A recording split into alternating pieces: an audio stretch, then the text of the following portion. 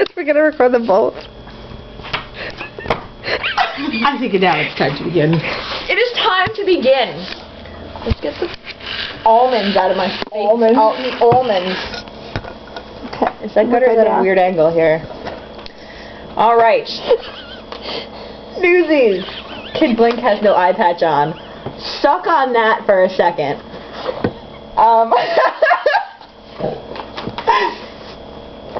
Written by the esteemed author, Jonathan Fast. You said it wrong. I'm not drunk enough to call him Jonathan Last yet. Okay. Chapter 1, in which it is decided that David Jacobs must go to work.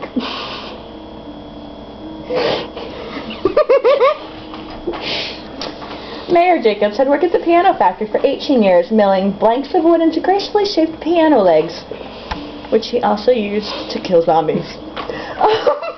He slept little and worked long hours to give his family a better life. One night, clumsy with fatigue, he accidentally let the saw blade cut into the fleshy part of his hand beneath the thumb. So that's what, like right here? Maybe here? I don't know. It doesn't matter, because this isn't really how it happened to begin with. Anyway, it would be months before he recovered the use of his fingers, the doctor told him. The foreman at the piano factory expressed his sympathy, then fired him and hired a younger man who could work harder and faster. That's what she said. That was how they ran businesses back then, in the summer of 1899. Mayer, his wife Esther, their daughter Sarah, who was 16, and their son David, 15, sat around the kitchen table with its checkered oilcloth spread, trying to figure out how they would deal with their crisis.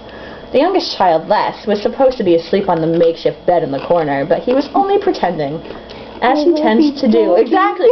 My love, Johnny, David, what is this? Okay. He knew that urgent family matters were being decided, and he didn't want to miss a word of it. How could a boy sleep with something so exciting going on? It's not like it's fucking Christmas or the circus. Like, this is not exciting, this is sad. What the hell? Jonathan Fast has very odd definitions of what exciting means. Before the accident, Mayer had been bringing home $2 a day, a salary slightly above average for those times. Sarah and Esther made another 50 cents apiece, crocheting lace doilies. Of that money, half had gone for food, 40 or 50 cents for shoes and clothing, and another 30 cents for lodging. That's pretty cheap. By 2012 standards, anyway. It's like a rat hole in the corner. What was left, minus a few pennies to buy a lesser red wooden top, or some pretty ribbons for Sarah's hair, had been deposited directly into the cookie jar. How come David doesn't get anything? Poor David didn't get anything. David gets to go to school. He doesn't get a toy. He doesn't get ribbons. David gets school. But at the end, he gets Jack. At the end, he gets Jack. That savings institution now yielded back $4.87. By watching every penny, Esther thought she could make it last a week. And after that, what would they do? They could almost hear the wolf howling at the door.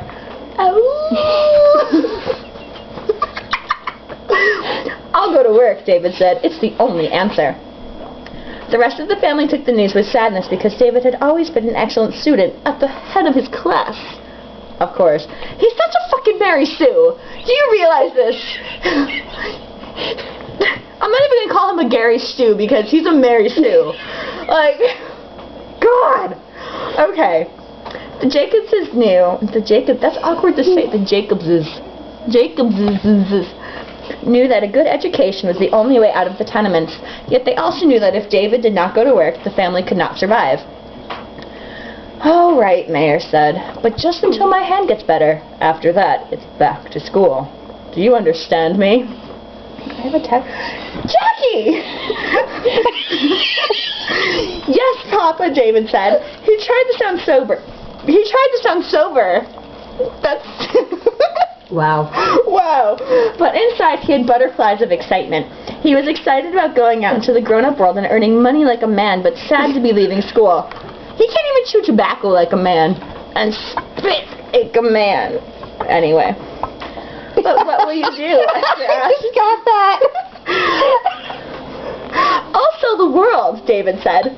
And then, before his parents could argue the point, it's the best job for a boy like me. You get to be outside all day instead of holed up in one of those awful sweatshops. And some of the boys make $1 a day. Yeah. I won't have it, Esther said. Those newsboys are orphans and toughs. They'll turn you into a criminal. Now, Esther said. Mayor said. They're not so bad. Maybe he'll make them into scholars. Or maybe they'll turn into zombies so he can kill them.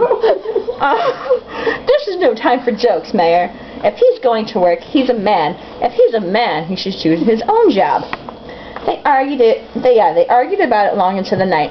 Esther cried. Mayor tugged at his hair, but David finally won out.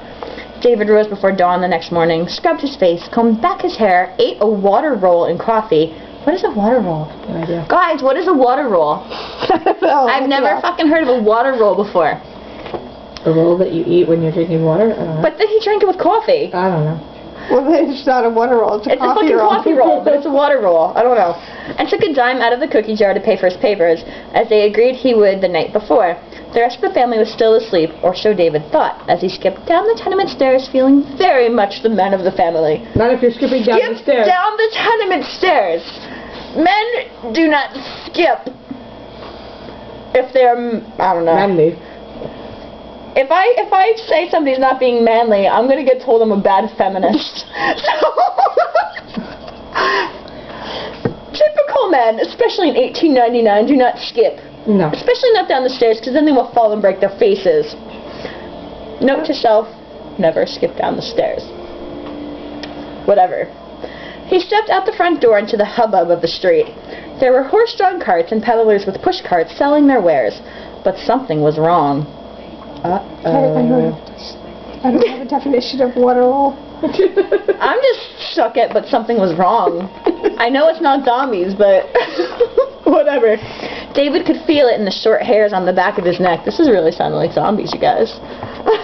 He turned around slowly, and there was Les, all dressed in his knickers, tagging along behind him. Wasn't it just like a little brother spoiling everything at a time like this? What are you doing here? David demanded. Get back upstairs. Go back to sleep. Les shook his head. As is often the case with brothers, while David considered Les a pest, Les worshipped David and wanted to copy him in everything he did, from the way he shot marbles to the way he combed back his hair. Like so. So it should have come as little surprise when Les announced that, rather than going to school that day, he was planning to sell the world too. Guys, this is July, okay? Why is he in school in July? They didn't have year-round school then. Right, they didn't have year-round school then, especially not in New York City. It doesn't say it yet, but I could definitely assure you that it's not a Hebrew school. I don't know, did they even have Hebrew school in July? No, it's during the school year. Okay, so he's not in regular school, he's not in Hebrew school, and he's obviously going to public school. Maybe he's not in going Newsies school. Newsies school. He's in the Jonathan Fast school of horribleness. After threatening, bribing, and begging had all failed, David agreed to let Les accompany him to the World Building and sell one paper, on the condition that afterward. Exactly. On the condition that afterward, Les would go straight back to Mrs. O'Leary's classroom. Thrilled, Les skipped along beside his brother, whistling a tune that David found as annoying as the scraping of fingernails on a blackboard. And that is the end of Chapter 1.